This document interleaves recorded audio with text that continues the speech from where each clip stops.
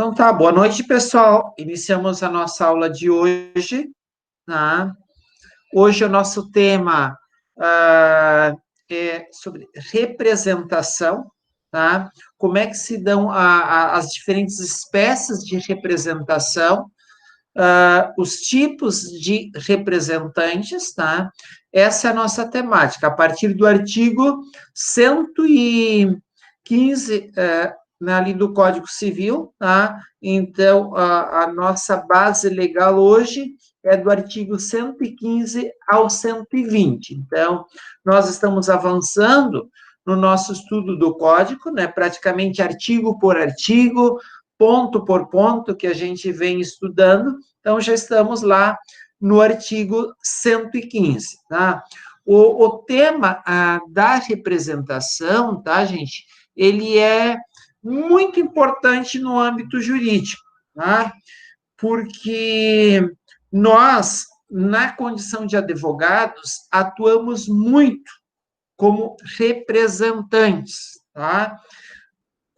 Nós, na condição de advogados, avaliamos as condições dos negócios jurídicos, né? E uma das condições de validade é ver se a pessoa que está celebrando aquele negócio, ele tem, de fato, legitimidade e poderes para tal. Então, por isso que o tema de hoje, ele é um tema de fundamental importância para o mundo jurídico, para o mundo dos negócios e para as diferentes atividades que nós desenvolvemos no nosso dia a dia, tá? Então, nesse sentido, a importância e a pertinência do tema, tá? Ele é um tema curto, mas com uma importância fundamental, tá?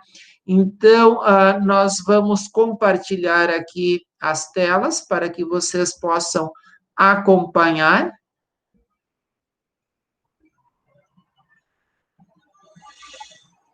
Então, como eu falei, nós estamos continuando as discussões que envolvem negócio jurídico. Então, hoje é o tema da representação, tá? Primeiro, aqui a gente, alguns aspectos introdutórios, né, da nossa temática, tá? Quando nós vamos adquirir um determinado direito, tá? A própria pessoa, ela pode, né, adquirir esse direito, mas ela também pode fazer por intermédio de uma outra pessoa, tá?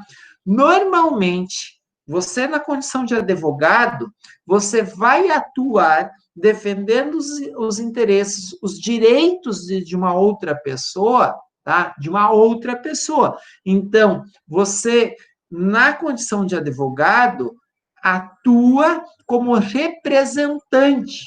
Então, vocês estão percebendo como que nós, no momento que eu estou peticionando uma ação de alimentos, é porque alguém me concedeu poderes para tal, tá? Então, estou atuando como representante.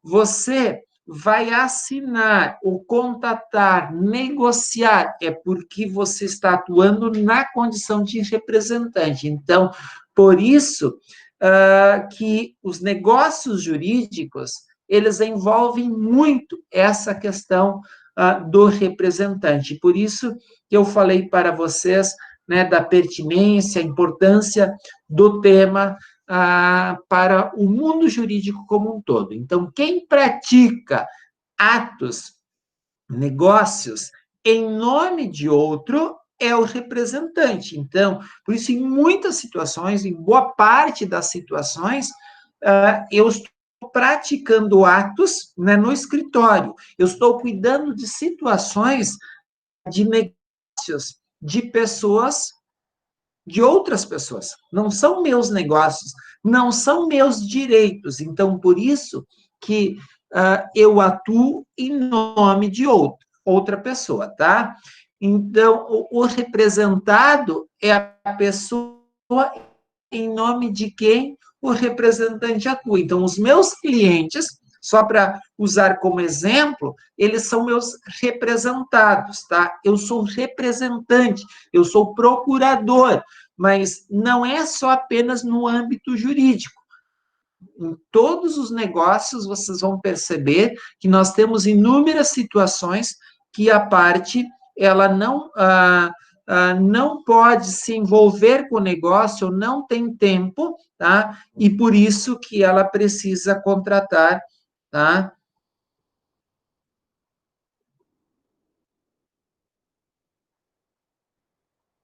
Ah, ele vai estar disponível ali já às 9 horas, tá, Ramon?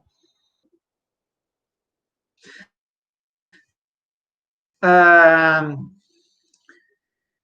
então, a representação significa atuar juridicamente em nome de outrem, tá? E ter legitimação para agir por conta de outro, tá?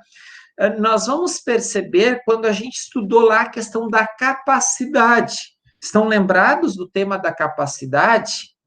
Tá?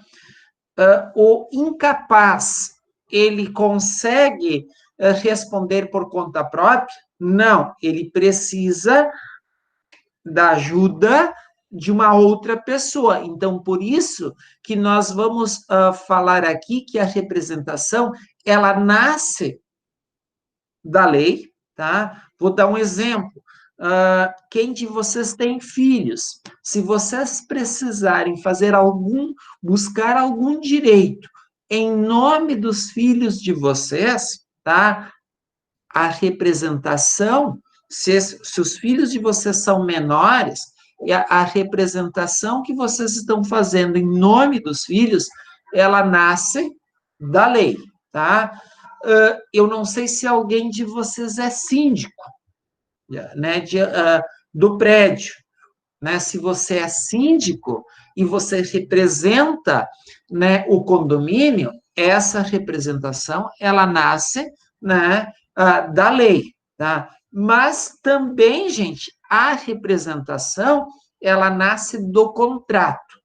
Por exemplo, quais são os dois documentos que você faz quando que alguém bate ali no teu escritório, ou vai bater no teu escritório, para que você faça algum serviço jurídico? Quais são os dois documentos que, sem esses dois documentos, nós não prestamos nenhum serviço? Procuração e Alguém contrato? de vocês poderia... Oi? Procuração e contrato? Procuração e contrato, tá? Por que contrato? Para dizer qual serviço tu está solicitando, o que tu está contratando. Que é a prova que a pessoa te contratou para que você desenvolva um determinado serviço. É a prova, tá? Da contratação dos serviços jurídicos de representação. Essa é a prova. E a procuração, né, é para você agir. É o documento que te dá poderes para você agir, né? Porque se você agiu, tem uma procuração, mas vem cá, eu dei uma procuração para o doutor Odir e ele não fez nada, mas o que é que você contratou que eu deveria fazer? Estão percebendo a importância do contrato? Não, olha aqui, eu tenho procuração sim, mas você me contratou para tal e tal serviço. Este serviço não está no nosso contrato de prestação de serviços. Essa tua demanda não está no rol de situações que eu preciso te representar. Vamos ter que fazer o quê? Um aditivo de contrato. Vocês perceberam a importância do contrato, tá? Tá. Era fazer um questionamento, desculpa, Ramon, eu não li aqui de forma rápida e não tinha, né? Qual a diferença de agir em nome de outro e em nome próprio no interesse de outro, né? Aqui tem duas situações, tá? E que nós vamos trabalhar. Eu até te peço para que você aguarde que quando a gente for falar sobre os tipos de representação nós vamos responder a tua pergunta. E se a gente não conseguir responder lá a tua pergunta, eu peço que você retome a pergunta no momento adequado. Mas nós vamos falar, sim, em algumas situações, de um modo geral, a primeira ideia que a gente tem é que o representante ele esteja atuando apenas num polo. É possível que o representante ele esteja esteja me representando, ele pode estar intermediando uma situação, tendo dupla representação, mas ele pode ser também a outra parte envolvida no negócio jurídico, tá? E por isso que ele pode atuar também em nome próprio. E é isso que a gente vai falar agora, né, na sequência da discussão.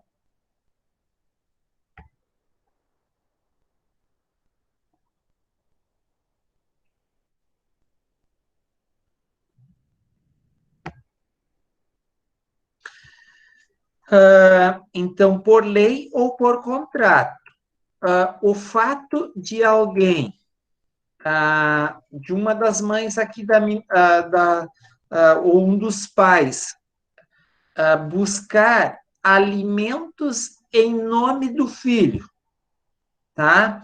Ou buscar o reconhecimento, né, ou algum outro direito em nome do filho, nós estamos falando da representação legal, tá? Então, como a gente viu há pouco, os poderes de representação, então, alguém representa quando ele tem poder, e este poder, ele é dado pela lei, ou de forma convencional, como nós estávamos falando há pouco, pelo contrato, tá?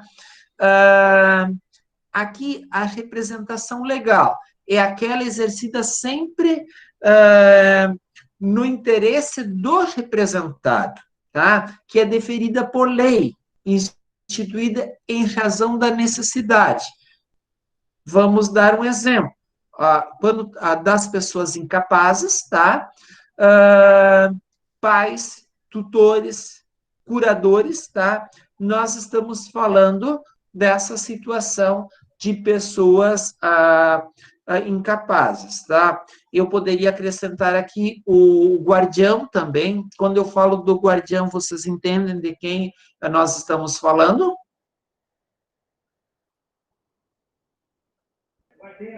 Sim, no caso, alguém que foi otorgado ali a guarda que não seja a guarda. Pais. Ou um dos pais, né? Se for separado, Exato. acho que também é guardião, né? Não sei se é a mesma aplicação. O pai, ele é também, ele tem um poder familiar, ele tem a representação legal, sim, mas ele pode ter a guarda, mas às vezes o menor ele pode não residir com os pais. E se os pais não perderam o poder familiar, eu não posso ter a nomeação de tutor. Daí eu preciso da nomeação de guardião, para que alguém exerça a guarda, tá? Então, tutor, eu só vou ter quando o menor, ele não tem, quer dizer, não há poder familiar, tá, gente? São essas distinções que a gente tem, tá? E curador é normalmente quando aquela pessoa, por um motivo ou outro, não pode exercer os seus atos, né, da vida civil. Mas nós temos aqui o poder do síndico, o poder do administrador, do inventariante, tá? Do próprio sindicato, tá? Então, normalmente, o sindicato, vou dar um exemplo, o meu sindicato, que é o Sindicato dos Professores do Estado do Rio Grande do Sul, ele me representa para algumas situações, tá? E eu até, há poucos dias, eu fui fazer a defesa de uma situação, de uma execução que o Conselho Regional de Educação Física estava fazendo para uma professora, tá? E eu usei como base e prova de que a pessoa não tinha aquela dívida com este conselho, uma ação movida lá em 2012 pelo Sindicato dos Professores Particulares do Rio Grande do Sul.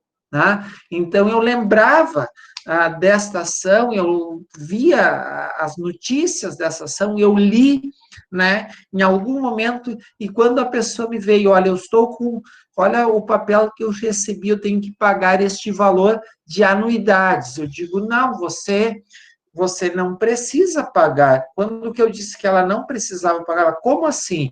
Digo, eu lembro de tal e tal situação, eu digo, eu sou vinculado ao sindicato, vinculado no sentido que eu sou sócio, né, do sindicato, eu acompanho, eu leio, então, olha aqui, gente, a importância de você acompanhar e de você ler, então, o sindicato, lá num determinado momento, por representação legal, entrou com uma ação, esta pessoa, ela não tinha conhecimento, ela não sabia, tá? Então, olha a importância de você estar acompanhando as notícias, tendo informação importante, tá?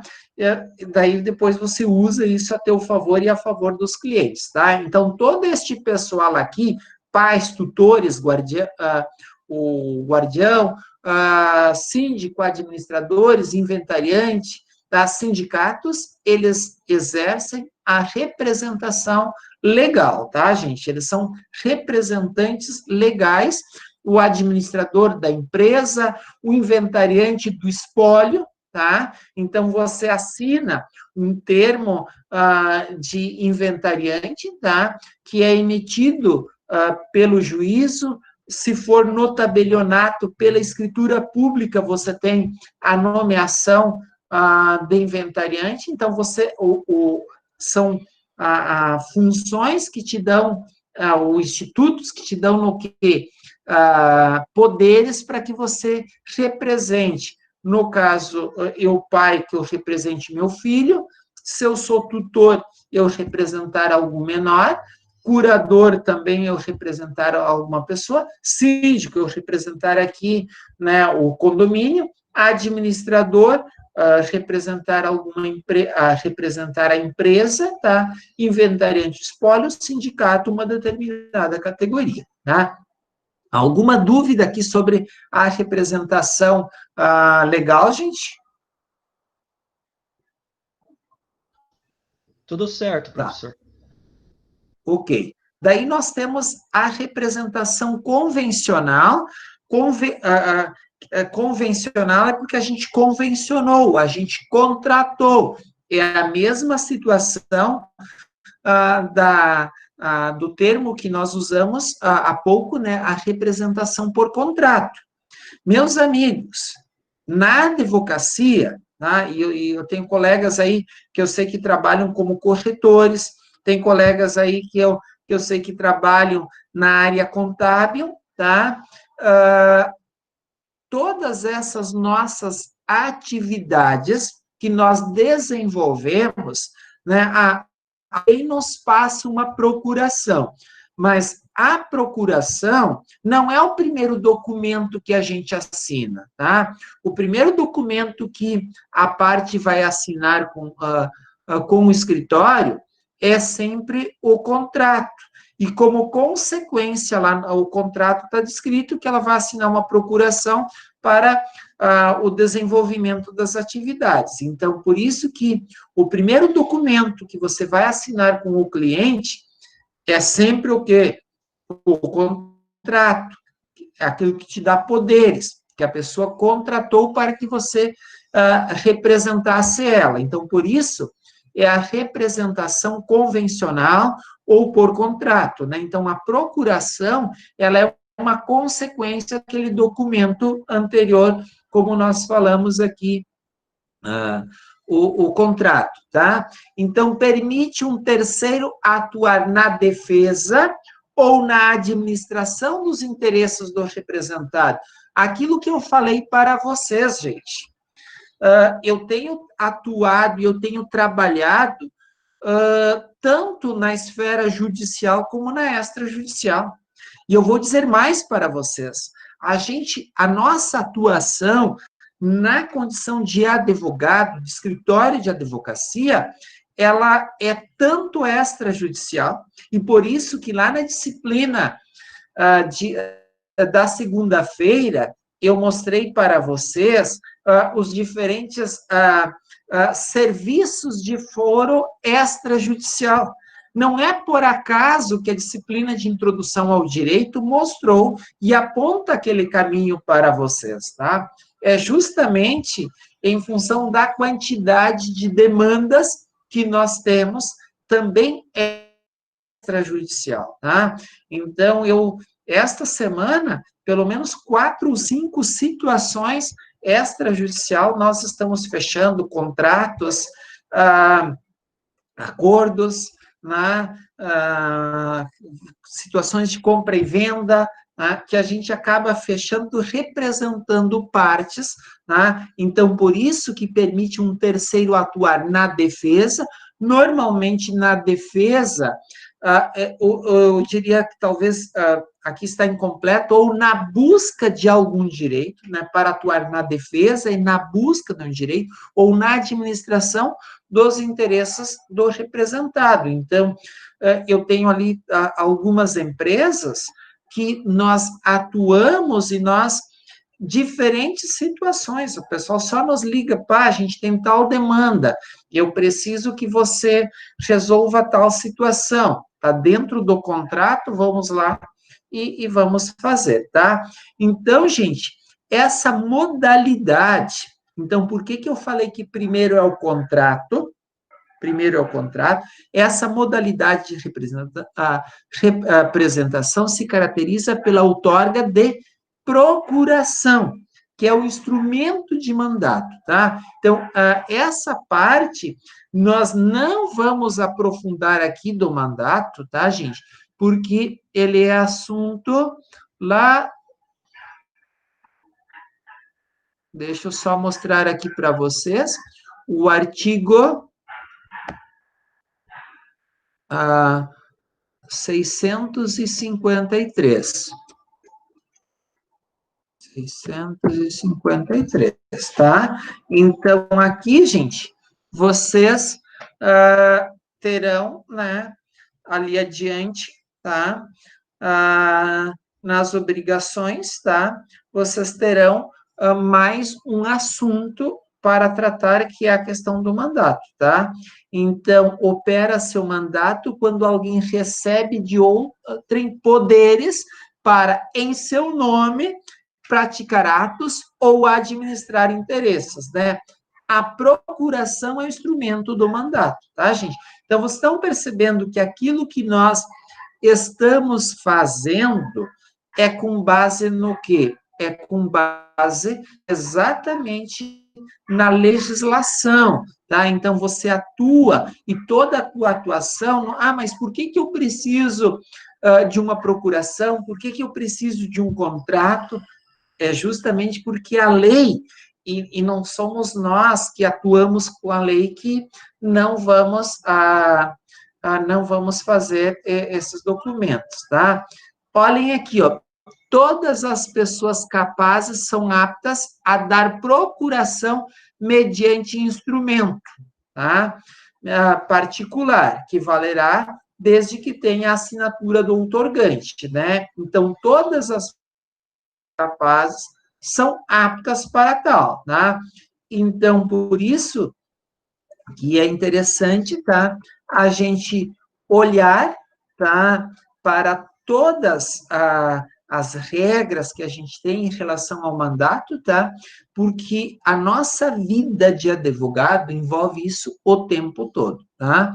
Então, depois, né, a gente, ali adiante, na disciplina de obrigações, a gente volta para essa situação, tá? Então, por isso, que a procuração, o mandato, se caracteriza por investir outra pessoa com poderes para agir em seu nome. Então, se eu assino uma procuração ali para a doutora Kátia, para o doutor Régio, para o doutor Marcos, para o doutor Sandro, tá? Eu estou dando poderes para que os colegas atuem em meu nome. Ok, gente?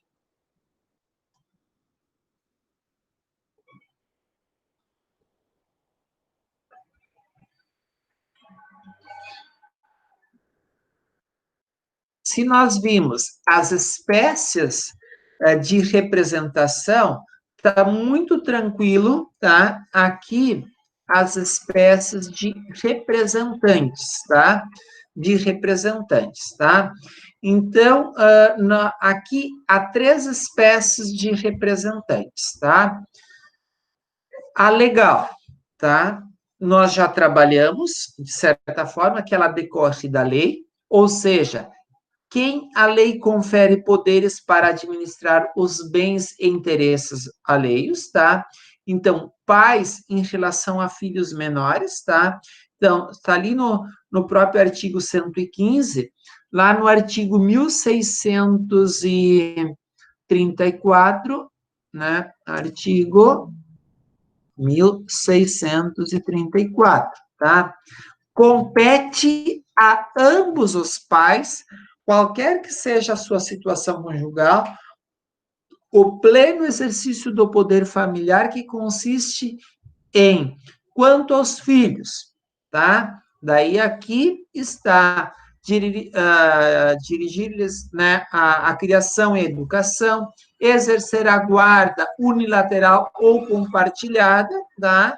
Que daí vai definir quando, no caso de separação ou não estarem juntos, né? Conceder-lhes ou negar-lhes consentimento para casar daqueles que são menor, né, de 18 anos, tá? Conceder-lhes ou negar-lhes consentimento para viajarem ao exterior, tá? Para mudarem de residência permanente para outro município, tá? Nomear tutor por testamento ou documento autêntico, né? Se os pais não lhe sobreviver ou sobrevivo não puder exercer o poder familiar, tá? A gente acha que a questão do representante, do testamento, a gente só faz quando tem muita idade. Não, você pode fazer, porque nós não sabemos se no outro dia vamos estar vivos, tá? Olha aqui, ó, representá-los judicial e extrajudicialmente até os 16 anos nos atos da vida civil e, olhem aqui, ó, representar, prestem bem atenção aqui, judicial e extrajudicialmente até os 16 anos, nos atos da vida civil e assisti-los após essa idade nos atos que forem partes, suprindo-lhes o consentimento, tá? Se caso um filho está com uma outra pessoa, reclamá-los, né? Se alguém fique com o filho, tá? Exigir o que lhes prestem obediência, respeito e os serviços próprios da sua idade e condição. Então, esses são, né, os poderes que o artigo 1634 eles conferem aos pais, tá? Então, por isso que nós estávamos aqui no artigo 1634, tá? Vamos ver, principalmente, o artigo também 1600, tá? 1690.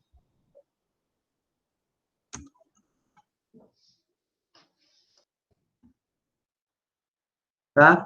Compete aos pais e, na falta deles, de um deles ao outro, com a exclusividade de representar os filhos menores de 16 anos, bem como assisti-los até completarem a maioridade, tá? Os pais devem decidir em comum as questões relativas aos filhos e a seus bens, havendo divergência ao juízo, né? Que possa dirimir aquele conflito. Então, prestaram atenção em todas as situações aqui, ficaram com alguma dúvida, gente? Naquele Nessa capítulo, questão da... Naquele Pode falar. artigo anterior, eu não me lembro, era 1600 e alguma coisa, antes desse que o senhor colocou, 1634. ali no parágrafo 7, ali eu tinha ficado com uma dúvida ali. Vamos voltar e eu não eu tinha vou entendido bem. compartilhar e vamos voltar lá para que a gente possa sanar a tua dúvida. Um minutinho, por gentileza.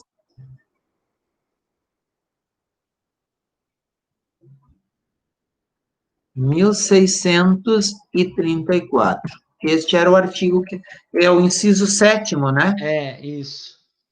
Vamos lá. Está aqui. Qual que é a tua dúvida? É o Eu não Marcos que entendi, está... não é Fernando.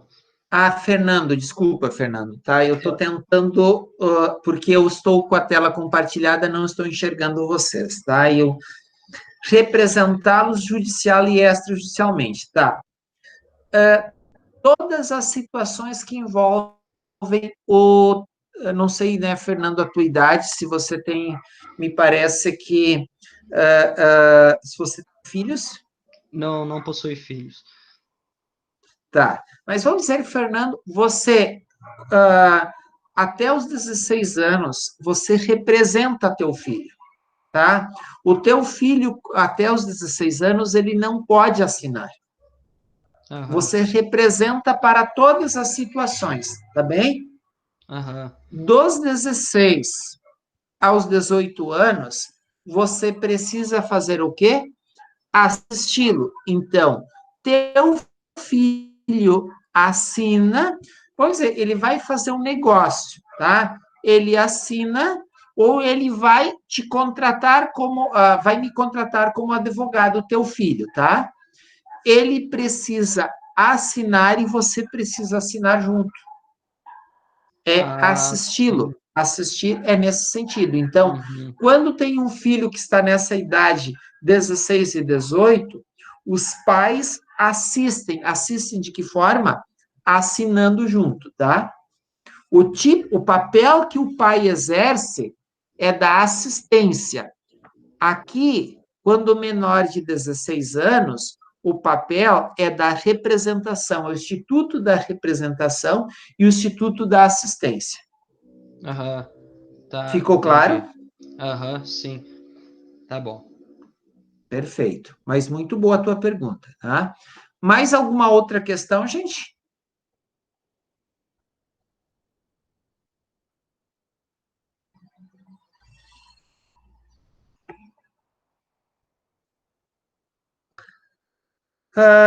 Daí, a dos tutores, tá? Nós está o artigo 1747, vamos olhar 1747, tá? 1747, 1, tá? Compete mais ao tutor.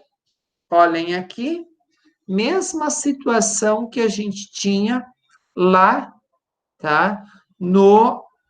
Dos pais, que daí o tutor ele vai estar no lugar, né, do pai. Representar o menor até os 16 anos nos atos da vida civil e assisti-lo após essa idade, tá? Nos atos em que for parte. Tá bem, gente? Tá? E agora para os curadores, 1774. 1770, opa, 4, tá aqui, mas tá. Aplica-se a curatela as disposições concernentes, né, à tutela. Então, as mesmas situações, tá, que a gente tinha lá do 1747, tá? As mesmas situações, tá? Opa, 1747, tá? As mesmas situações, tá? Representar, tá? Ou assistir, vai depender ali da situação, né? Da condição, se a pessoa, ela pode, né, tem discernimento para os atos da vida civil, tá?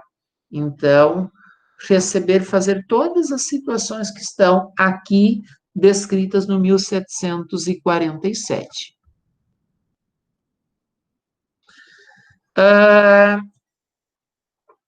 Pessoal, alguma dúvida sobre a representação legal? A espécie de representante legal? É legal, bem simples, gente, vem da lei, entenderam? Né? São situações que alguém vai representar em nome da lei, tá, gente? Em nome da lei, tá?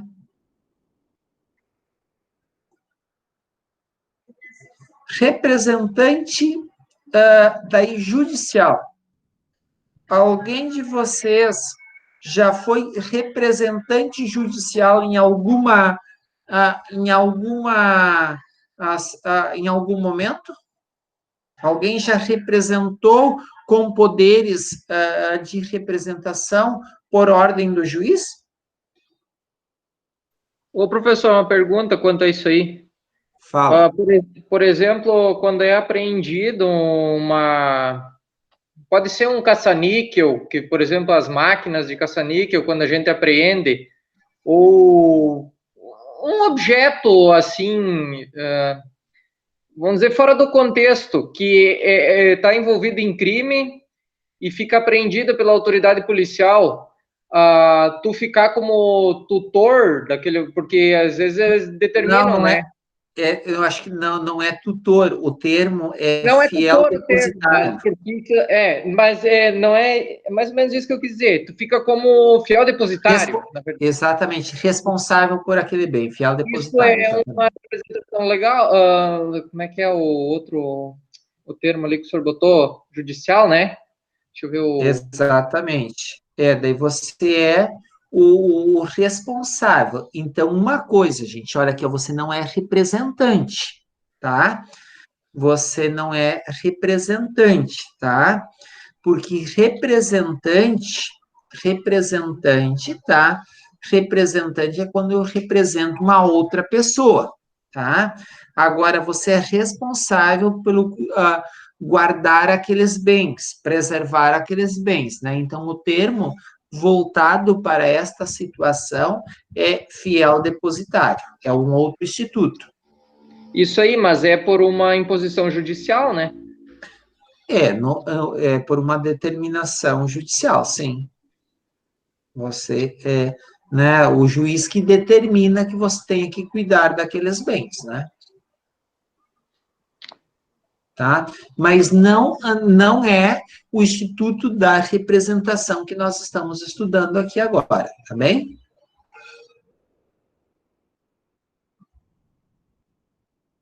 O Marcos está aí.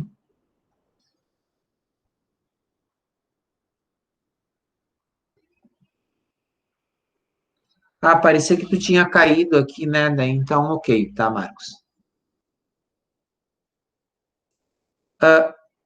Deixa eu só ver se está compartilhada a tela, não.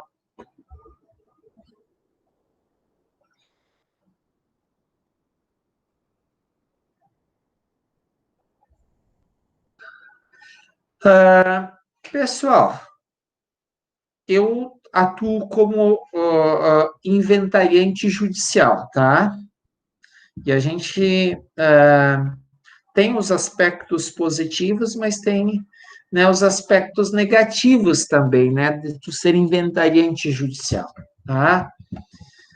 Em algumas situações já atuei como inventariante dativo, mesmo que seja o espólio que te paga, mas daí ali é um valor mais baixo, né, diferente de inventariante judicial, tá? Então, eu atuo, né, em vários processos como inventariante judicial, tá?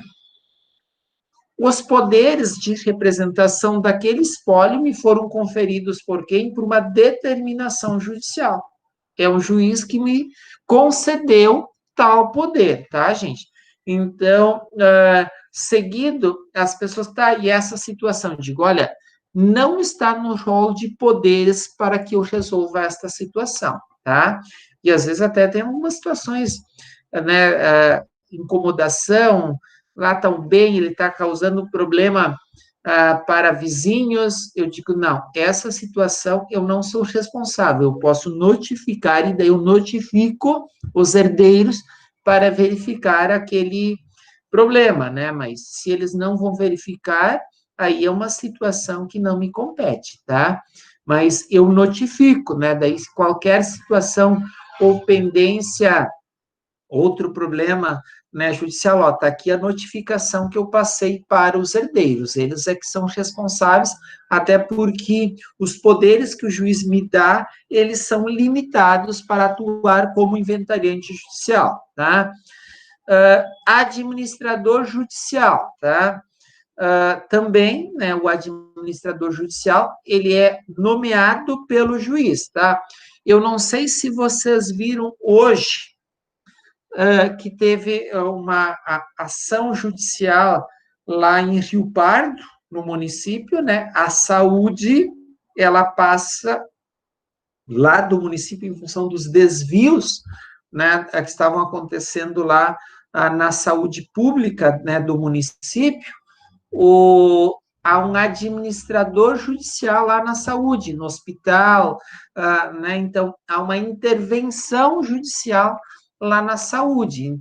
Da mesma forma, em algumas empresas, né? Dependendo do problema, da discussão, é nomeado pelo juiz um administrador judicial, tá?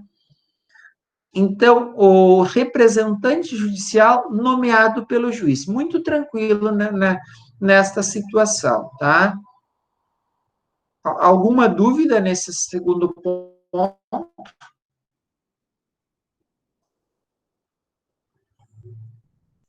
Eu não sei se eu entendi direito, professor, o que que é o inventariante judicial, quais são as vantagens e desvantagens dele. Inventariante. Vou te dar um exemplo, tá? O que é o inventariante? É a pessoa que legalmente tem que responder por um espólio, tá?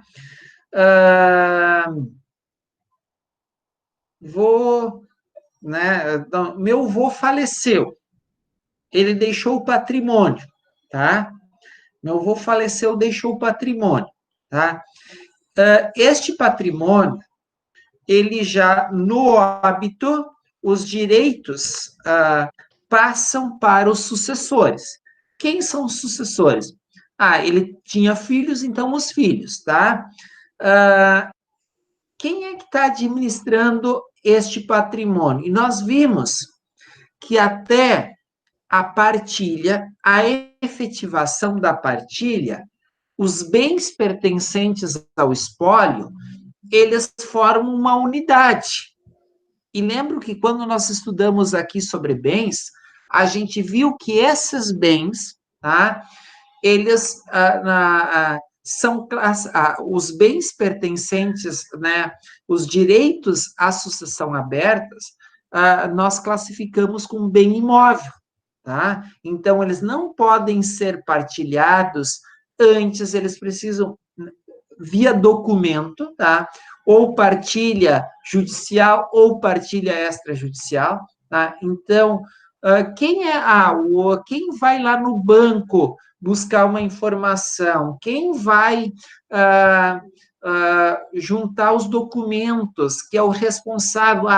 Tem imóveis alugados. Quem é o responsável por cuidar? O inventariante. A administração dos bens deixados pelo falecido, quem vai fazer até a efetivação da partilha é o inventariante, tá?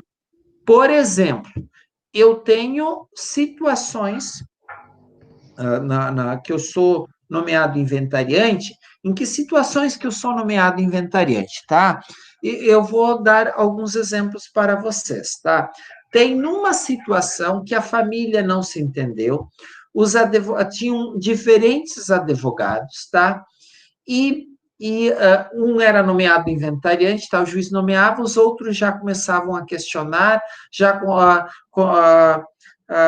entravam com petições questionando o papel e os problemas causados por aquela pessoa, tá? Porque havia briga muito grande. O juiz, a partir, foi 2, 3 anos, o juiz definiu.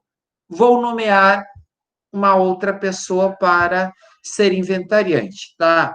Me nomeou, tá? Então, a partir daquele momento, eu que passei a administrar o quê? Os bens pertencentes, o patrimônio, os recursos daquele espólio, daquela família, tá? Então, todo o patrimônio existente, tanto financeiro como bens imóveis, tá? Eles passaram a ser administrados por quem? Por mim, tá? Tem uma outra situação que eu sou inventariante, foi em função de que tinha uma dívida, e a família não levava adiante o inventário, e daí o credor pediu a nomeação de inventariante judicial, tá? Então, agora já está quase resolvida essa situação. Tem uma outra situação, eu estou dando alguns exemplos aqui para vocês, uma outra situação que a família não faz o inventário porque o de cujos deixou muitos problemas, tinha muitos processos, tá? E o Estado pediu a nomeação, né? A promotoria pediu a nomeação de inventariante judicial, que é uma das formas de levar adiante o inventário, tá? Então, são N situações que levam à nomeação de um inventariante judicial, tá? Agora, o inventariante, aquilo que eu falei há pouco, faleceu meu avô, tá? Quem é que vai ser o inventariante? É alguém. É o tio A, o meu pai, alguém vai ser o inventariante. Quando faleceu meu sogro, são 2 filhas, tá?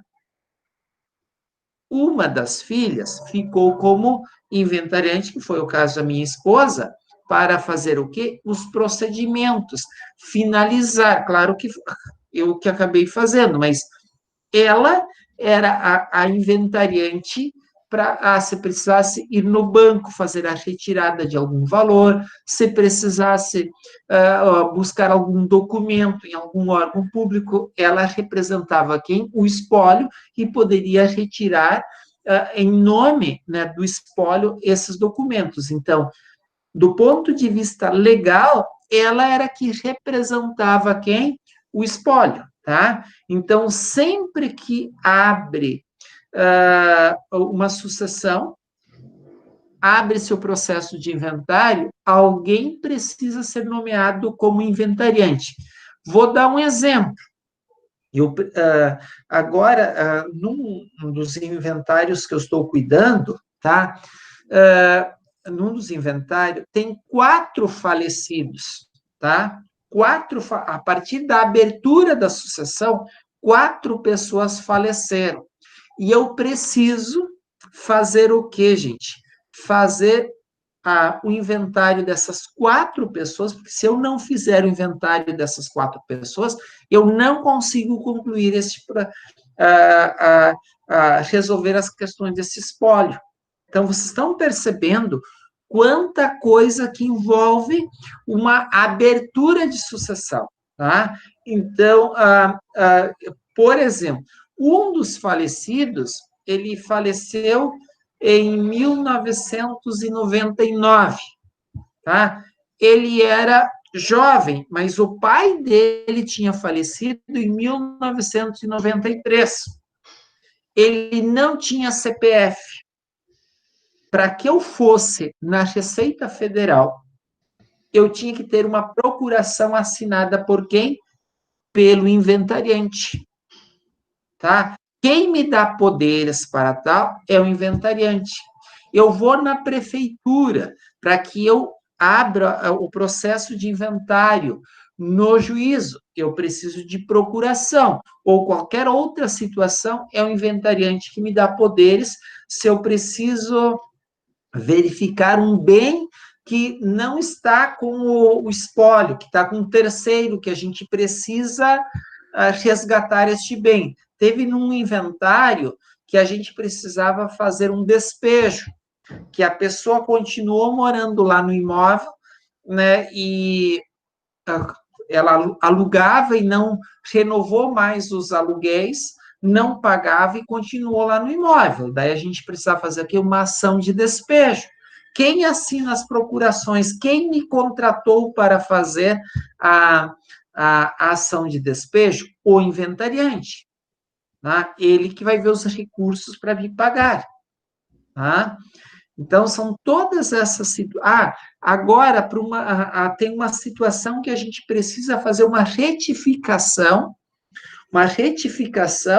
de registro de óbito de um desses inventários que a gente está fazendo. Quem é que me contrata? Quem é que paga os honorários? O inventariante. Tá? Claro que eu espolho, mas quem me faz toda a documentação é o inventariante.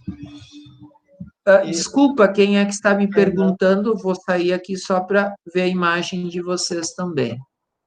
Fernando, eu fiquei com uma dúvida Fala, sobre o Fernando. inventariante, no caso. Quem decide quem vai ser o inventariante? Vamos supor assim, a pessoa tem os pais idosos, vamos supor, e os pais decidem que um tal filho vai ser o inventariante, ou como é que funciona? Não. Por exemplo, eu só faço inventário de pessoa falecida, primeira coisa. Mas vai lá no CPC,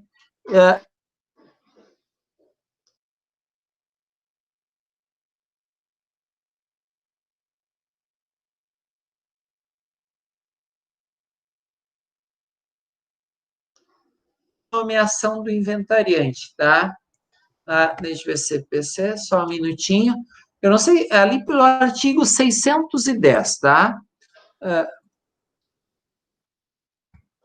Eu acho que a partir do artigo 610, eu aqui de cabeça não estou lembrando, tá? Inventário e partilha, a partir do 610, tá?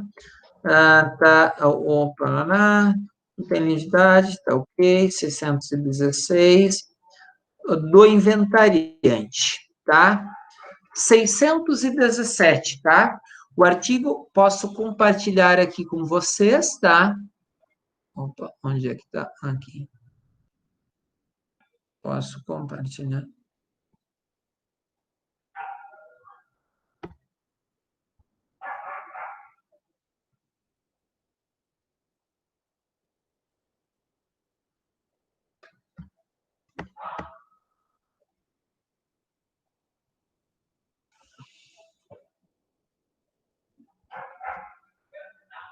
Olha aqui, o artigo 617, ele coloca a ordem de nomeação do inventariante, tá? Então, aqui, tá? 617. Observe que quando eu sou o inventariante judicial, eu sou o quê?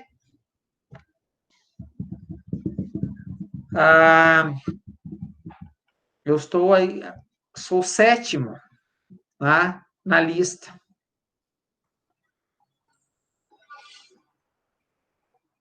Tá? Então, todos esses aí, normalmente há consenso, tá, gente? Não há muito problema. Eu sou aí com um inventário que a inventariante faleceu, tá? E daí eu preciso agora contatar com a família se eu vou continuar representando, né, o espólio, os interesses da família.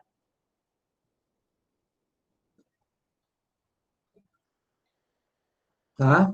Tem algum risco de Muito ser bem. inventariante, professor, caso esse espólio seja perdido, aconteça alguma coisa? Quando que há nomeação de inventariante judicial? Quando não há entendimento por parte da família, ou quando o inventariante, ele é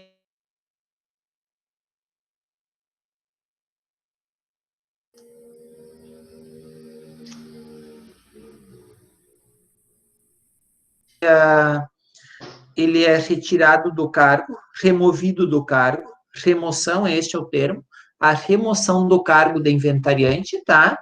E é nomeado um outro. Se ninguém da família quer, é um judicial, tá? Ou também o próprio credor. Vamos dizer o seguinte, o meu avô, o exemplo que eu estava dando há pouco para vocês, ele faleceu, e os filhos, porque têm dívidas, não querem fazer um inventário, tá? Daí pode um credor ir lá e pedir a abertura do processo de inventário, tá? É possível.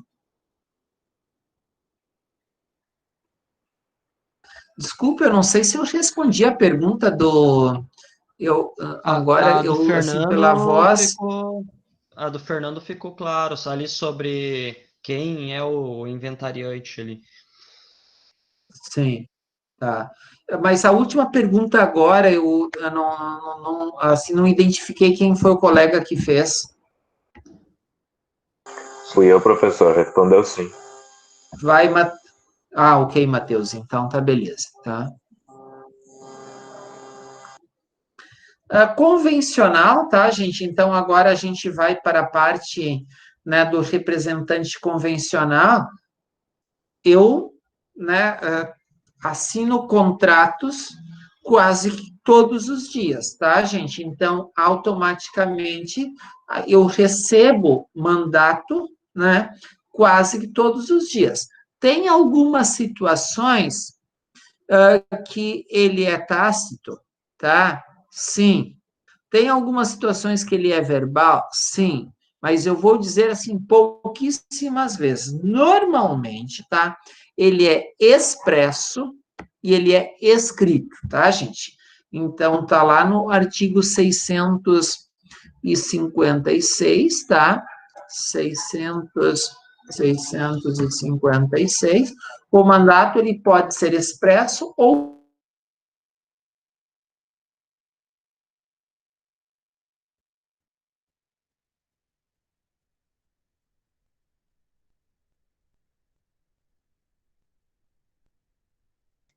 tá? E a gente estabelece, pessoal, que uma das premissas da advocacia é essa relação de confiança, tá? Se você não tem confiança com a parte, mas eu chamo o cliente e digo, olha, isto aqui não está me parecendo claro, eu preciso esclarecer. Quando que eu sinto que aquela primeira impressão, aquela primeira informação não está clara, tá, gente? Por exemplo, você você defenderia aquela senhora que matou o filho?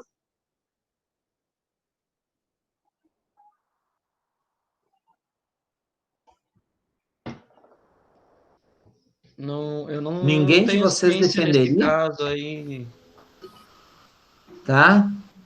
Ninguém? O Ramon diz que não, tá? Deixa eu ver, mais alguém? Não? Eu defenderia. A Cíntia disse que não. A Aliciane parece que disse que sim. Eu Hein, não. professor? Tá. Eu não. Tu Oi. poderia explicar Fala. de uma forma rápida esse caso que eu não tô por dentro dele?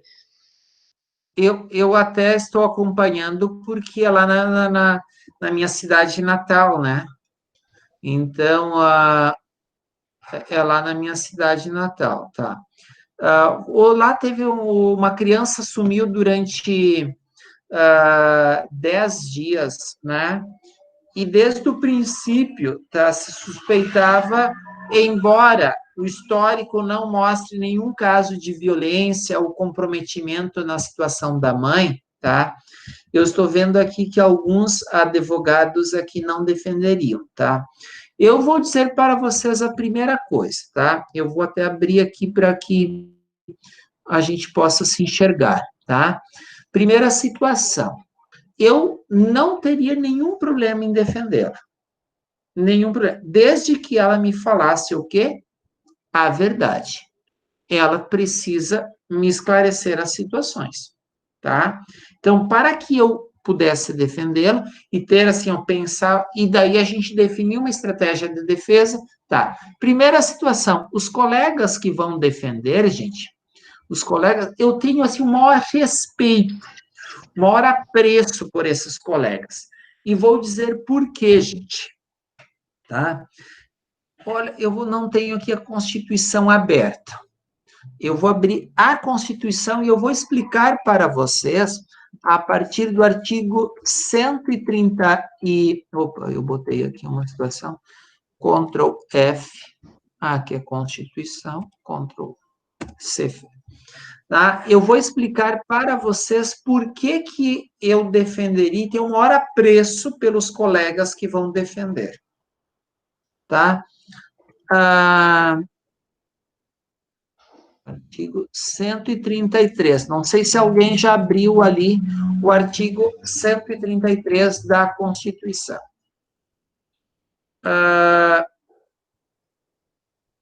Vou compartilhar para que vocês olhem e possam compreender o porquê que eu estou dizendo que eu defenderia.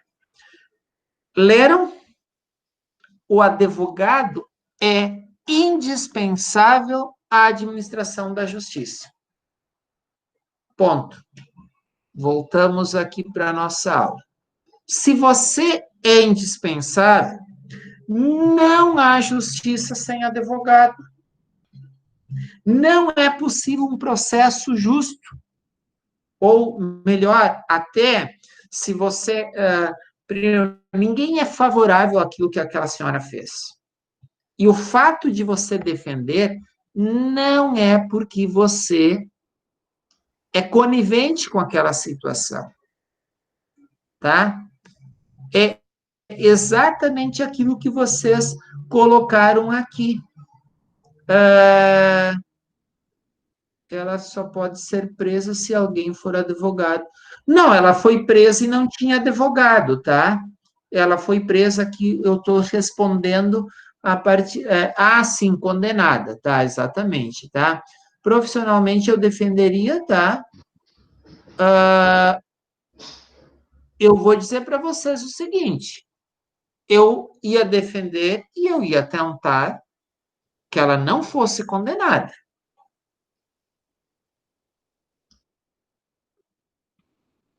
Eu não concordo ali com o Marcos, que escreveu primeiro tortura e depois morte, não. Hein, professor, mas eu não sei ali o que... Mesmo que o senhor soubesse que ela confessasse tudo que ela fez friamente, o senhor tentaria fazer com que ela não fosse para a cadeia? Sim. Eu discordo completamente. Perfeito, Ramon, isso é... Não é Ramon, é Fernando. Desculpa, Fernando, Fernando, mas tu tá certo? É tua convicção, são teus princípios. Agora, eu vou explicar por quê, gente. Primeira situação, eu não concordo com aquilo que ela fez. Eu nunca faria, né? Eu tenho um filho de 19 anos, pai, eu acho que esses 19 anos eu acho que um tapa no popô dele uma vez, né? Não há necessidade de violência, né? Então, agora, eu faria a defesa do ponto de vista profissional, gente. Primeiro, a Constituição, o Estado democrático e de direito, então, é uma visão mais ampla. Eu não atuo na área penal, criminal, tá, Fernando? Eu não atuo nessa área, mas eu faria a defesa sem nenhum problema, sem nenhum escrúpulo. Tá, professor? Só para finalizar para o Fernando, antes, Sandro, só vamos finalizar com o Fernando, daí depois eu já te passo. Tá, Fernando? Porque, primeiro, você não é parte... Da mesma forma que está lá a promotoria para acusar, A promotoria não é parte. Tá? É nesse sentido, tá, que eu faria defesa. Eu não sou parte. Eu estou ali para que o processo seja justo. Agora, eu, até pelo compromisso ético que eu teria com a pessoa, eu ia trabalhar no sentido que ela não fosse condenada, porque senão eu não poderia pegar o caso. É o compromisso ético, é o mandato, eu estou representando os interesses daquela pessoa. Eu não posso representar os interesses de uma outra. E, professor, eu já, Tá. se eu fosse pegar esse caso e eu tivesse certeza ela me confessasse, e eu fosse pegar o caso, pegaria o caso só para fazer valer os direitos que ela tem, mesmo como condenada, mas nunca para tentar descriminalizar, vamos supor, não deixar ela ir presa, entende? Só para fazer valer o direito dela, da integridade física, moral, enfim, todas essas coisas. Porque se ficar impune uma coisa dessa, vai abrir janela para mais motivos, fatos desse tipo. Eu, primeiro, que a gente não tem ainda, ela não revelou, assim, parte das coisas. Hoje eu não consegui acompanhar, tá? Eu não falei com ninguém ainda lá da cidade, tá? Hoje eu não consegui falar com ninguém. Aliás, falei só com a minha mãe, ao meio-dia, mas com a minha mãe não tratei, né, dessas questões jurídicas, tá? Até falamos do caso, mas não sobre isso, né? Agora, Fernando, a gente, no momento que você tem um compromisso ético com a advocacia, tá? É você defender os interesses. Qual que é o interesse? É a liberdade, tá? A liberdade.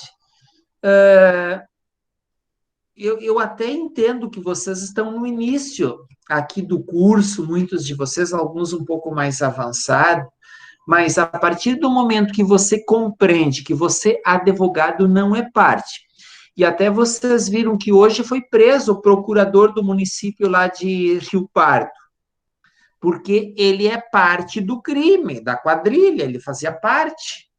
Agora, o advogado que vai defender este procurador ou que vai defender o prefeito, ele não é parte. Ele está sendo contratado para prestar um serviço.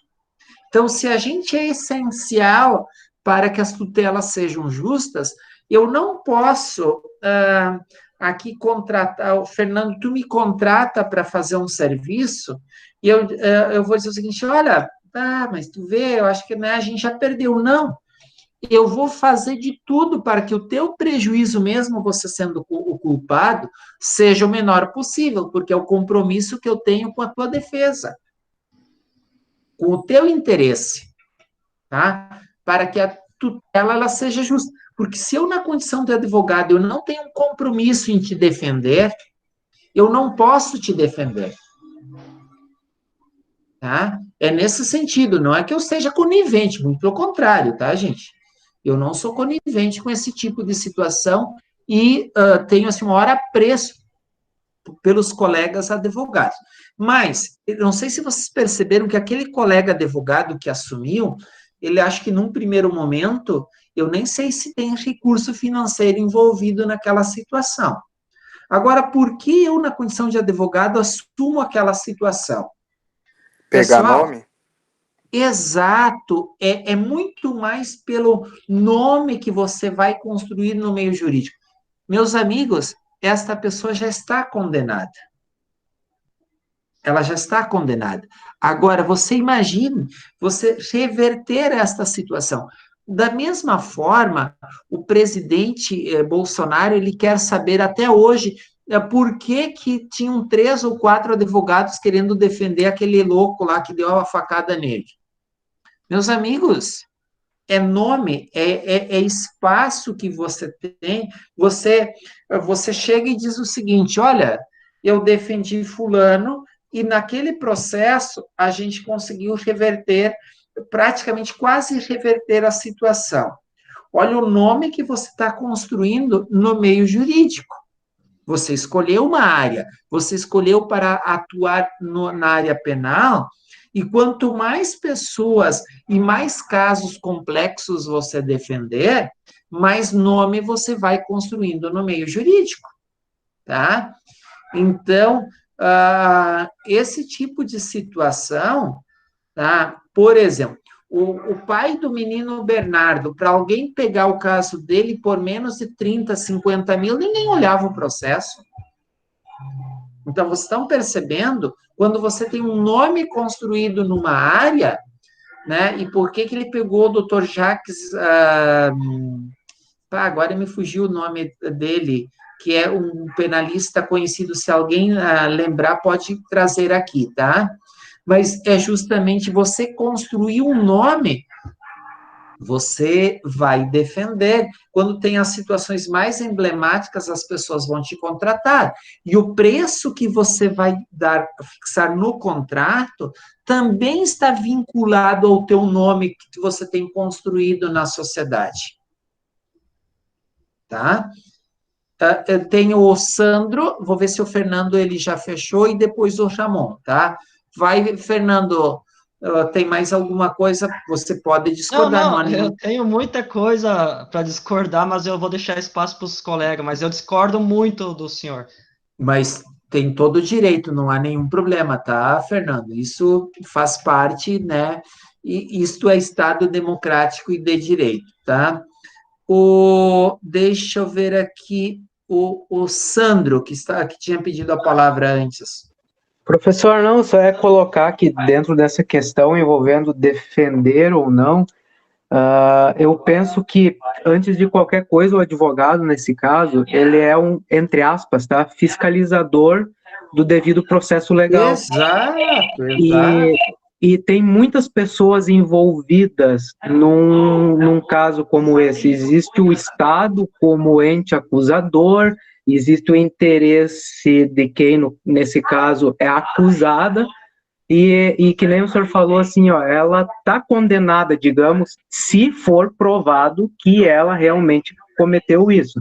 Por que é importante um advogado, e não tem problema nenhum, no meu modo de ver, em defender uma pessoa assim, ainda que não se concorde com o que ela fez, por óbvio, né? Isso é um assassinato, enfim, é que na história, por exemplo, muitos casos e condenações indevidas já foram feitas. Imagina se existisse a pena de morte, por exemplo, em condenações que há 20 anos depois foi comprovado, por exemplo, que a pessoa não foi culpada. Então, o papel do advogado, acima de qualquer outra coisa, é fiscalizar esse processo, e ainda que ela seja condenada, que seja condenada dentro dos parâmetros da justiça. Eu até uma hora, eu quero ver se a gente faz aí uma palestra com aquele advogado que fez a defesa do pai do menino Bernardo, tá? Mas eu só vou dizer para vocês uma coisa. Pessoas, e eu tenho, assim, vários colegas que falaram com ele, tá? Eu não tenho, assim, um contato próximo com ele, tá? Mas ele trouxe inúmeras vezes que o pai, ele foi negligente, ele foi um péssimo pai. Ele foi o pior pai do mundo, mas ele não teve nenhuma participação. A reação que ele fez depois, que ele teve depois, é porque ele também não tinha nunca ele teve compromisso com o filho. O filho ficava semana, 15 dias fora. Aonde estava o filho, ele não tinha essa preocupação, né? Então, ele foi condenado muito mais por ter sido um péssimo pai, a forma como ele reagiu depois, mas, segundo o advogado, ele disse, olha, tá ok, fui um péssimo pai, ok, isso eu reconheço, mas eu não tenho, quem planejou toda a situação foi a esposa e a amiga lá, que depois, né, foi condenada também, tá? Que executou, que planejou toda a situação. Ele, em si, não teve participação, porque vocês sabem como é que consultório médico, né? A esposa tem acesso, tem aquelas coisas assinadas para receita, para, né? para esse tipo de situação. E daí eu coloco lá um remédio X ou Y, né?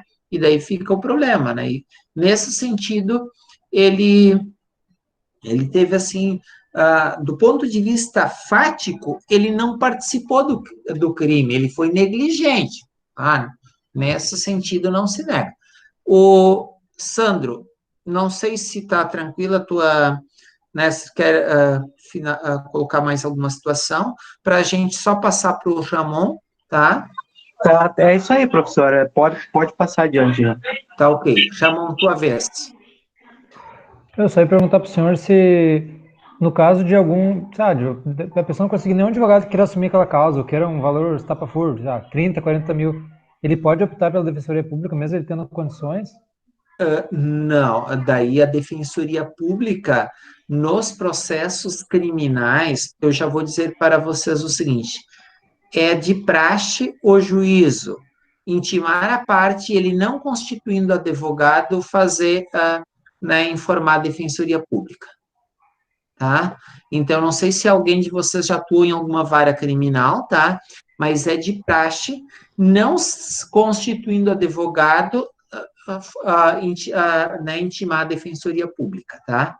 Isso é de Então ele não praxe. precisa nem comprovar a ausência de recurso, se ele não indicar, ele já Claro, tem direito a isso. claro que as pessoas, normalmente, a Defensoria utiliza critérios, tá? Qual é o critério da Defensoria Pública? 3 salários mínimos, tá, gente? Como regra, assim, que a Defensoria, a renda, né, inferior a 3 salários mínimos. Normalmente, é este o critério que a Defensoria, ela utiliza, tá? Mas, por exemplo, se nenhum advogado lá da cidade quisesse, o juiz ia nomear um advogado. Lá, se não tem defensor público e não tem lá na cidade, o juiz ia nomear um advogado particular para fazer a defesa dela. Tá. Mas daí, nesse caso, ele ia estipular os honorários ou a pessoa ia receber só pela causa? Gente, os honorários do Estado, eu, por exemplo, eu faço algumas situações, eu diria assim, por solidariedade, fraternidade, muitas situações você faz, mas às vezes o juiz me nomeia lá para uma situação, Odir, eu preciso aqui que tu faça essa audiência, porque a defensoria não vai poder comparecer, senão tem que adiar a audiência. Tu tá aí, né? Tu teria como me ajudar? Daí chama, ok, R$100. Ou às vezes tem, a defensoria está num lado, não tem uma outra parte. Para você acompanhar um processo, R$100. Gente, é muito mais assim, ó, pela colaboração, mas você tem que ir lá no tribunal protocolar para receber. Então, a gente tem coisas ali que a gente deixa acumulando, às vezes 1 ano, 2, para depois ir lá para buscar o valor, porque não vale a pena, né? Você vai gastar mais para ir lá no tribunal do que efetivamente para receber se é um valor mínimo, né? Tá? Ok. Deixa eu ver aqui. Eduardo, tudo bem contigo, Eduardo? Tudo bem, sim, jovem. Tem conseguido participar aqui das nossas aulas, Eduardo? Uhum. Tá. Ultimamente, sim, nas 2 últimas semanas, sim. Tá. Então, tá ok. Deixa eu ver aqui quem mais. Tá.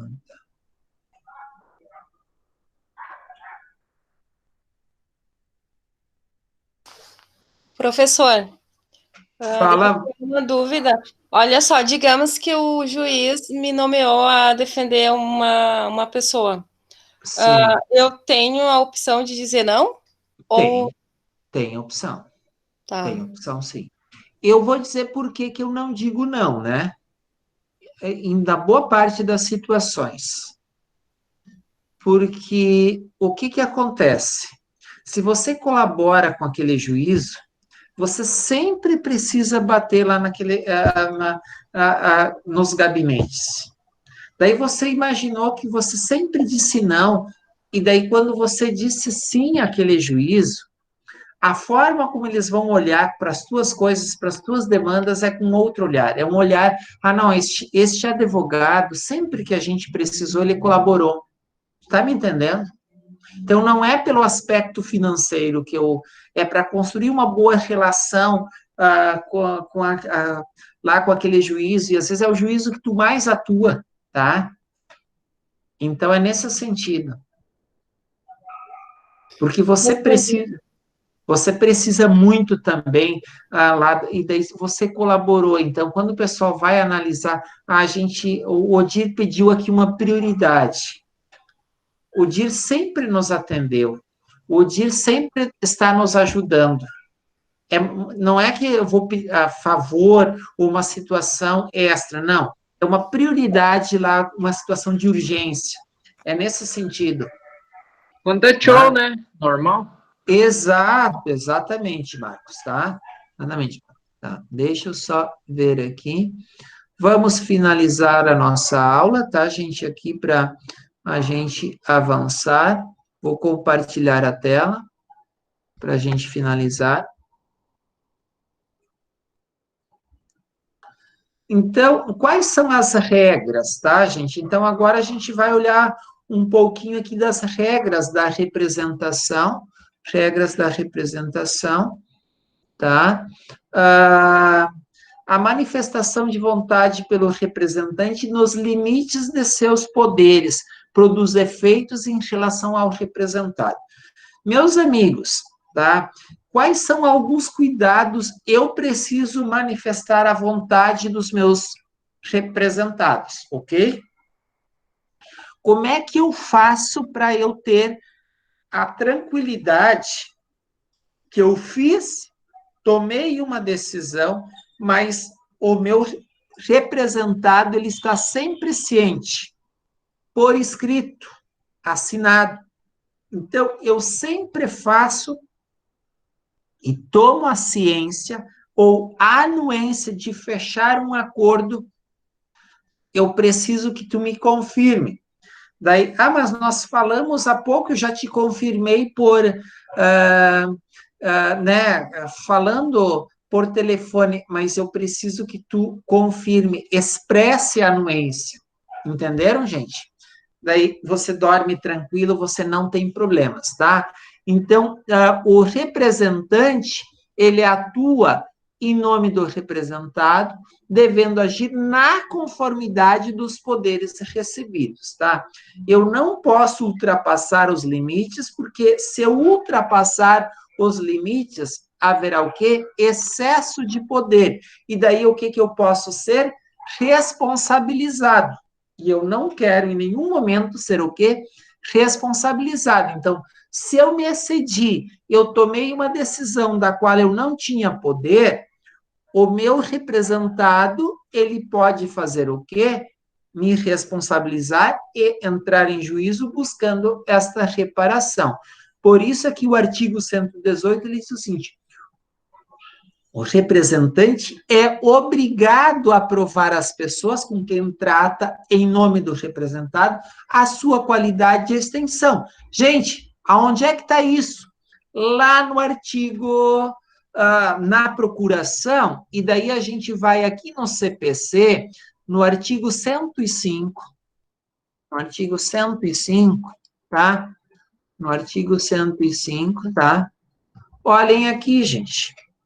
Aqui está os limites que você tem, tá? A Procuração-Geral para foro outorga o instrumento público ou particular assinado pela parte, habilita o advogado a praticar todos os atos do processo, exceto. Então, vocês estão percebendo? Receber citação, confessar, reconhecer a procedência do pedido, transigir, desistir, renunciar ao direito sobre o qual se fundação, receber, dar quitação, firmar compromisso e assinar a declaração de hipossuficiência econômica. Então, vocês estão percebendo todas que devem constar em cláusula específica, tá? Então, nesse sentido, para você fazer a tua procuração, você precisa olhar aqui para o artigo 105, os poderes para os quais você tinha, tá? Então, para que a gente não seja responsabilizado, tá? E eu vou dizer para vocês o seguinte, eu não tenho problema com o cliente. E se tem coisa que você preza na advocacia, é esta relação com a transparência, se você age de uma forma transparente, só toma a decisão com a anuência do teu cliente, isso gera uma relação de confiança muito. Se ele precisa escrever, ele vai, pá, mas eu preciso escrever, por que eu preciso escrever? Tá? Isso te dá uma tranquilidade enorme. Olhem aqui, gente, é anulável o negócio concluído pelo representante em conflito de interesses com o representado, se tal fato era ou devia ser de conhecimento de quem, com quem tratou. Por exemplo, eu represento o Eduardo, tá? E eu sou... eu estou tratando uma situação com o Marcos, eu estou tratando uma situação, estou lembrando os nomes, né, com a Cíntia, tá? A Cíntia tinha conhecimento que eu não tenho anuência do Eduardo, tá? Então, é anulável, claro que precisa provar toda essa situação, tá? Qual é o prazo para isso? De 180 dias a contar da conclusão do negócio ou da cessação da incapacidade, tá? Então, por isso que você tem este prazo para que decai o direito de buscar a nulidade, tá? Então, portanto, a condição para que o negócio se considere anulável é o conhecimento do terceiro beneficiário do conflito de interesses entre representante e representado, tá, gente? Então, eu não posso representar alguém tendo conflitos de interesse. Aqui, gente, há outras regras, né, de representação. Quando que há conflito de interesse? O conflito de interesse, ele decorre do que, gente? Abuso de direito. Se eu abusei, é a atuação do representante com falta de poderes. Eu não tinha poderes do Jaime ali, né? Eu sou um falso procurador, eu não tenho procuração, tá? Por isso que quando alguém de vocês vem falar em nome de outro, eu digo, você tem procuração, a pessoa leva logo um susto. Como assim, professor? Não, se você não tem procuração, porque você está abusando, né, do direito, tá? Contrária à sua destinação, ou seja, aos interesses do representado. Então, quando falta poderes, atuação contrária à sua destinação ou aos interesses do representado. E quando que o representante ele ultrapassa os limites, tá? Há excesso de poder do que ele tinha. Então, como aqui, ó, se eu não tinha poderes, no artigo 105 aqui, que eu não tinha poderes para reconhecer a procedência do pedido e eu reconheci, o que aconteceu? Eu não tinha poderes para tal. Eu ultrapassei o limite, tá? Em ambas as situações, o negócio pode ser o quê? Anulado, se existir conflito de interesses com quem foi tratado e com quem foi tratado tinha o conhecimento para tal, tá? É possível que eu... vou dar um exemplo. Eu vou comprar um imóvel da Júlia, tá? Vou comprar um imóvel da Júlia. A Júlia pode me passar uma procuração e eu comprar, assinar em nome da Júlia?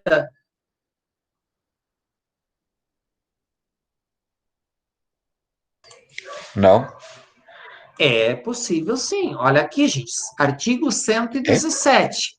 Salvo se permitir a lei ou o representado é anulável o negócio jurídico que o representante, no seu interesse ou por conta de outrem, celebrar consigo mesmo. Então, se a Júlia me der procuração com mandato em causa própria, permitir isso, tá? Está lá no artigo 685, tá? Do Código Civil, então, ele permite, tá? Então, eu posso fazer, sim, este contrato, ó. Para esse efeito, tem-se como celebrado pelo representante o negócio realizado com aquele em quem os poderes houverem sido subestabelecidos, tá? Então, olha aqui o artigo 685. 685, ó. Conferido o mandato com cláusula em causa própria, tá? A sua revogação não terá eficácia, nem extinguirá pela morte de qualquer das partes, tá? Vocês estão percebendo? Vocês entenderam? Em causa própria. Tá? Então, quando é em causa própria, o mandato, né, não se extingue se uma das partes falecer, tá? Ficando, inclusive, dispensado, né, em prestar contas, tá? Então, por isso, nós temos aqui três tipos, eu diria assim, ó, três situações de representação. Eu posso estar representando uma das partes. Vou dar um exemplo. Um negócio envolvendo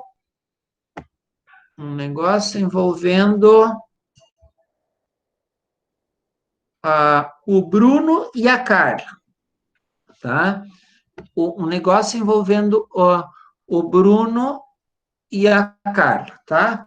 Eu posso representar uma das partes, tá?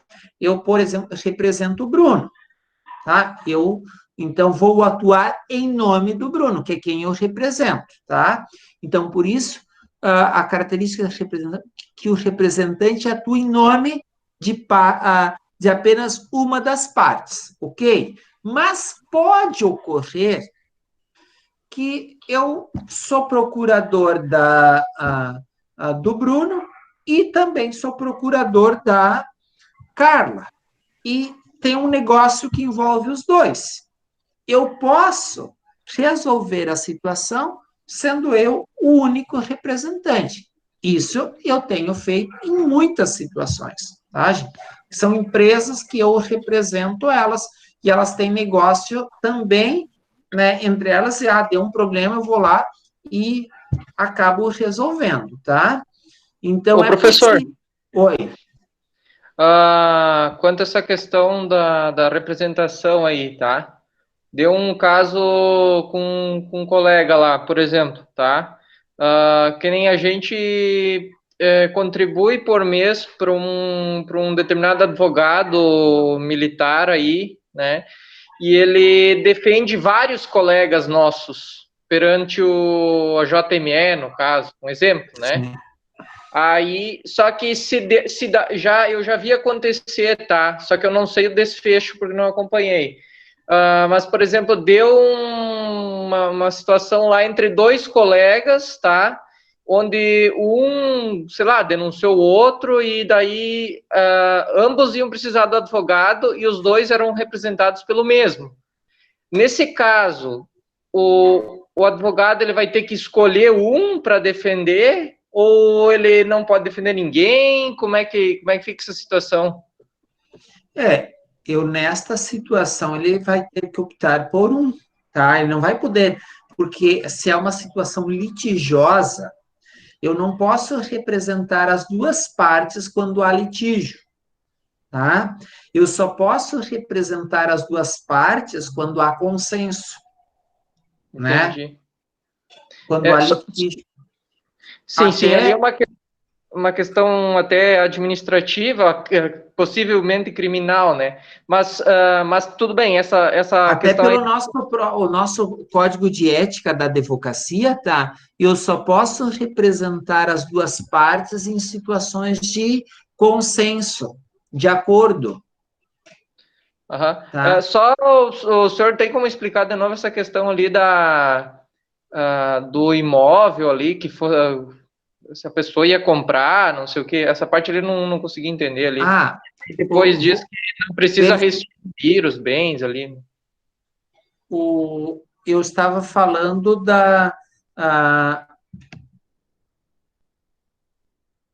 deixa eu ver agora, eu estou tentando lembrar do que é, qual é o exemplo, que eu dei tantos exemplos, Marcos, foi agora... Esse último aí que o senhor falou que eu posso comprar em poder do cliente e tal. Sim, eu até acho que foi a Júlia, o exemplo da Júlia, né, que se ela estava me vendendo um imóvel, né, desse? Tá. Isso, fica de novo. Tá, eu vou te dar, a Júlia está me vendendo um imóvel, tá? Ela está me vendendo, eu estou comprando. Ela pode me dar uma procuração, eu sou representante dela e eu sou a outra parte, tá? Então, nesta situação, eu estou aqui, ó, que é né, pode ocorrer que o representante seja a outra parte do negócio, então eu estou comprando o imóvel da Júlia, tá? E automaticamente eu estou fazendo o quê? Atuando em nome do dono do negócio, que é a Júlia, né? A Júlia, que tem um imóvel, ela está me vendendo e eu estou no outro lado. Daí, por isso, que é o cumprimento de mandato em causa própria, estabelecido pelo artigo 685. Nessas situações, eu posso atuar nos dois lados sem nenhum problema, tá, gente?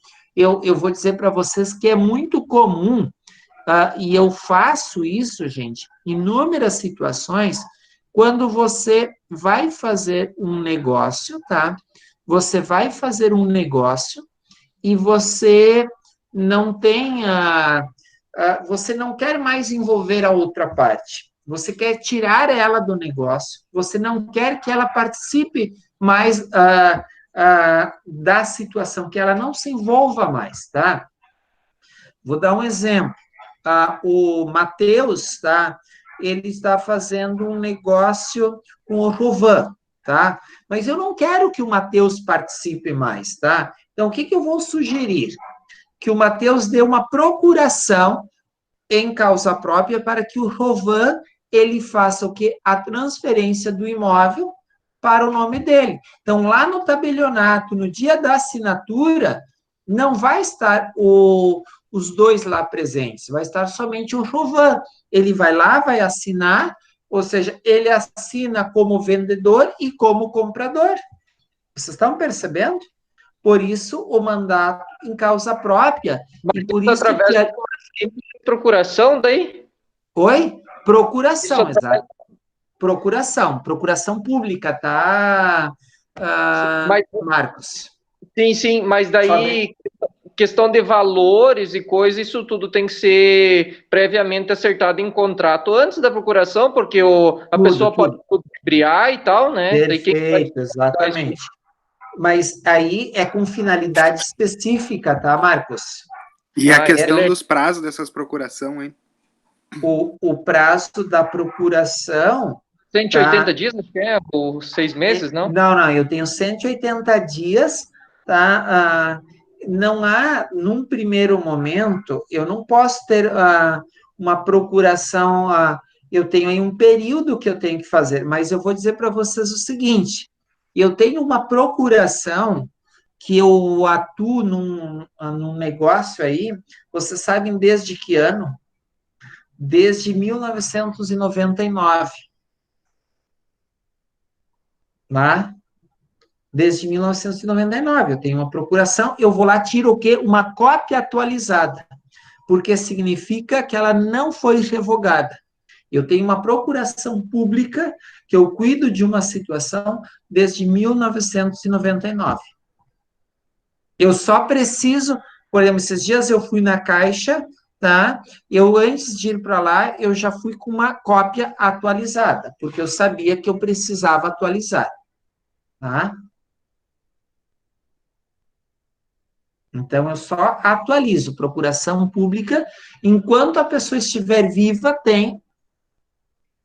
tem valor, tá? Enquanto não for revogada, ou que não foi estabelecido prazo na procuração.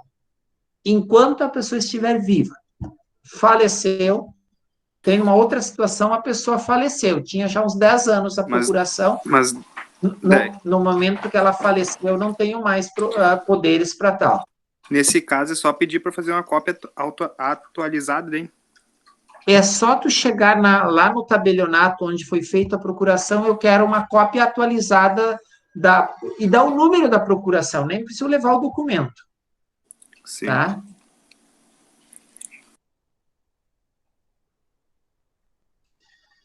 Muito bem. Pessoal, então eu vou finalizar, nós fechamos a nossa aula de hoje, tá? Se fecharam as dúvidas, eu vou aqui fechar a gravação, tá?